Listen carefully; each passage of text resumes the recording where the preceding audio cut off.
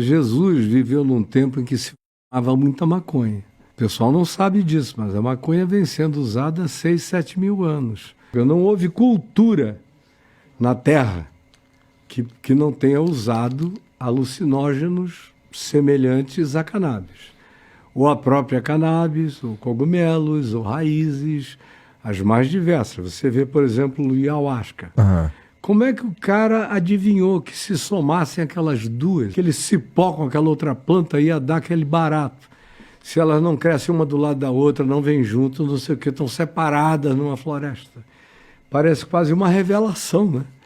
Do xamanismo. Tu vai botar a culpa em Deus, cara, da não, chapação dos humanos? Por quê?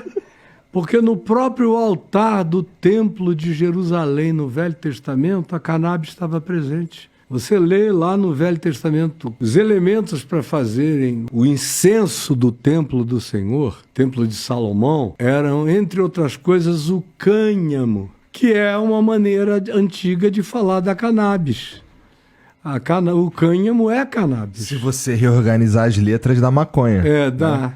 Então era o cânhamo, a acácia, a mirra, que botavam para fazer aquele cheiro que o sacerdote exalava.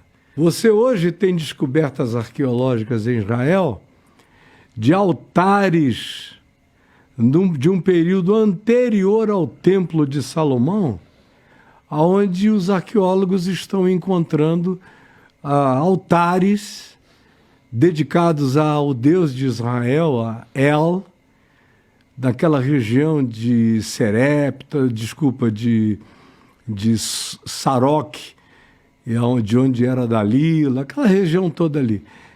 Encontraram lugares onde o cânhamo era queimado como parte do sacrifício ao Senhor.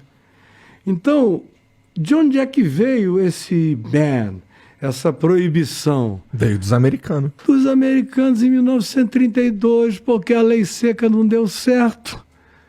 Os caras quiseram emplacar a lei seca, o pessoal não parou de beber, os ricos e os brancos especialmente. E aí o que é que tinha? Os pretos fumavam maconha.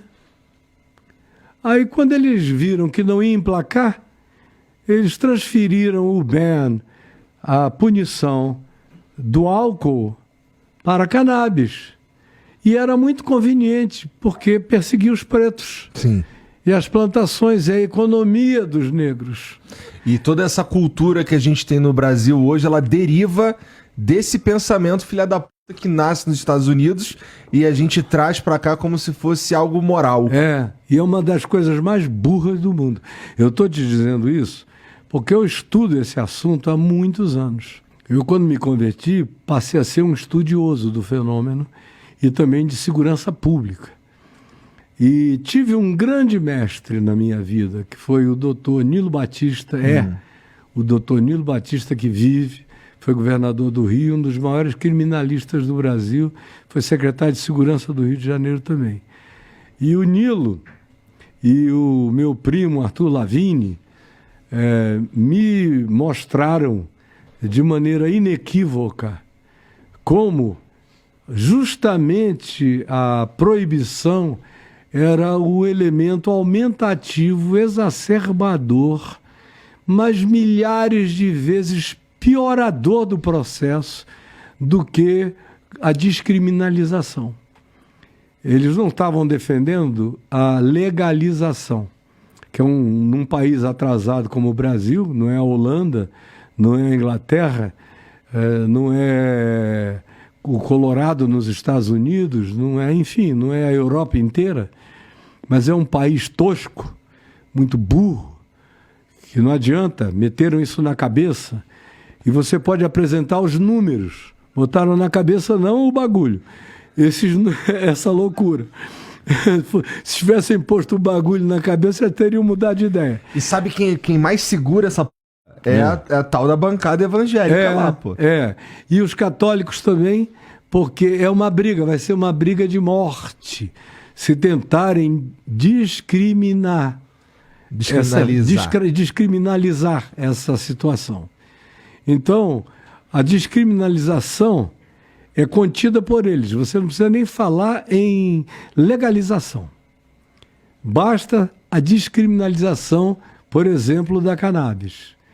E agora, cada vez mais, o mundo todo sabe que é um santo remédio, né? Você vê o que ele faz de positivo pelo Parkinson. É uma coisa chocante, meu amigo. Chocante, imediato. Os experimentos com Alzheimer são extraordinários. Para dor, fome, um canabidiol faz coisas extraordinárias por um bocado de gente.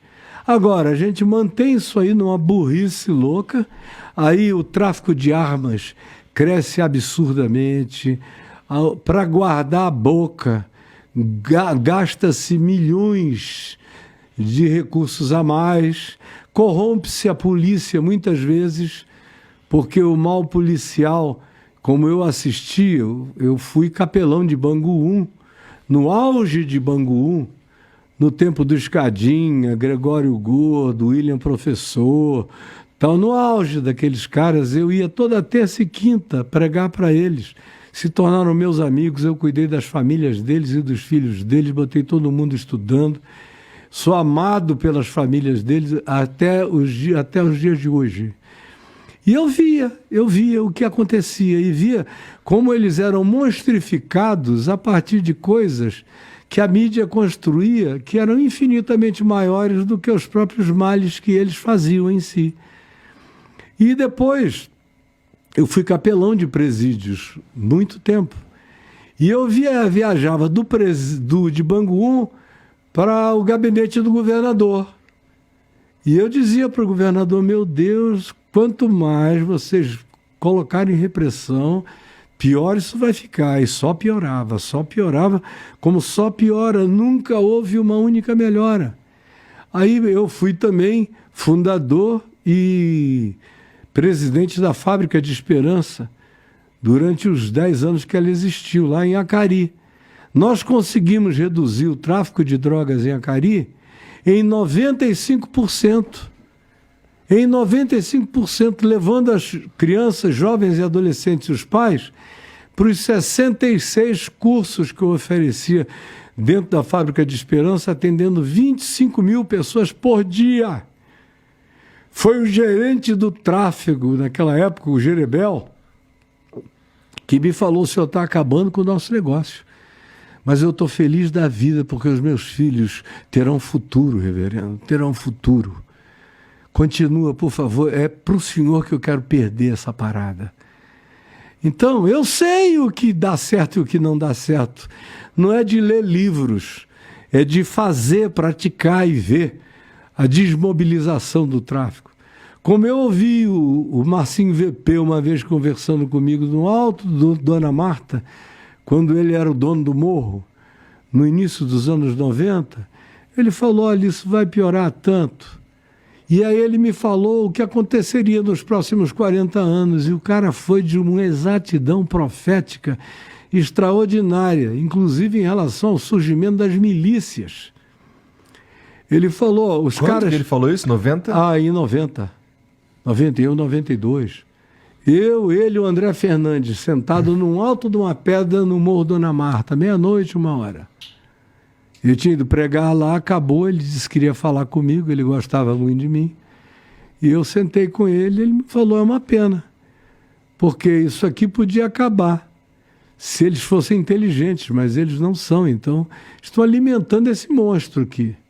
Eu não vou parar porque ninguém vai parar, e eu não tenho do que viver mesmo, mas eu sei como é que pararia. Agora, eles vão acrescentar a milícia, porque o mal policial chega aqui para achacar a gente. Lá no Rio eles chamavam naquele tempo de mineira, para fazer a mineira. Aí tem traficante que paga uma mineira de $10 mil por dia para continuar na rua. Então o cara paga para ele e para as esposas não serem presas. Esses caras só vão piorando cada vez mais. Naquele tempo, ele me dizia que 25% da polícia da repressão estava corrompida, que era chamada banda podre. Depois disso, eu só vi esse número aumentar cada vez mais. Eu tenho um amigo que até hoje é um grande especialista em segurança pública, que de vez em quando me reatualiza com os números e só piora, dentro da polícia. Quando começaram as milícias, eu falei, ai Jesus, agora ninguém segura mais esse negócio. No Rio, 2/3 das áreas conflagradas já estão sob o comando das milícias. A milícia tem uma articulação capaz de eleger vereador, deputado estadual, presidente da Assembleia, deputado federal, até senador. Daqui a pouco eles vão eleger governador e vão elegendo. Sabe lá o que mais eles já não elegeram. É. Né? E a gente está aqui com pudor de falar.